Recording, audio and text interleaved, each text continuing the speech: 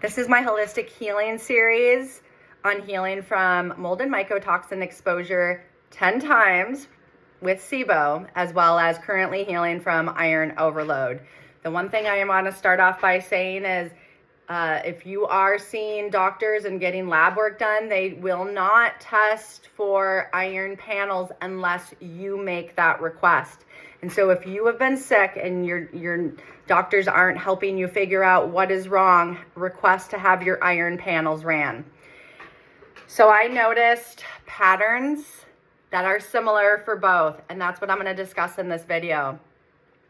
I have had to become my own experiential, intuitive, holistic medical healer to be able to get to my root cause to heal myself if I wanted to feel better. And I have done that through the mold and mycotoxin exposure, and I'm currently doing that with this iron overload currently. So one of the patterns was I was medically gaslit for both. I saw in total for both toxic overloads, 23 different specialists, with only one doctor being able to give me a proper diagnosis of SIBO.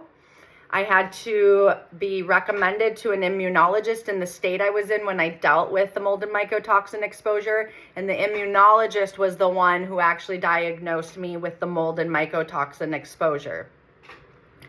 And so if that sounds familiar, you might be dealing with toxic overload. Another pattern was I was in the emergency room multiple times for both, dealing with the same symptoms of dizziness, the feeling of fainting, almost fainting, needing to call the ambulance due to pain that I was experiencing in my liver and my kidneys, and sharp and dull pains just all throughout my gut, making it inducing this feeling of making it hard to breathe.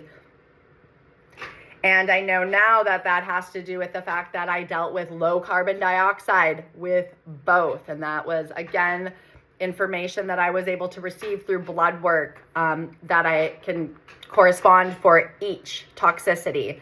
And this also induced a gut anxiety as well. Another pattern was my good versus my bad bacteria being imbalanced, creating that SIBO. This is when your bad bacteria overtakes the good bacteria, and then it creates an imbalance in your microbiome. Therefore, when your microbiome is imbalanced, your body becomes sick. So if any of this sounds familiar to you and you've been gaslit by your doctors, I recommend you continue to watch my healing series, as I'm going to include tips and tricks.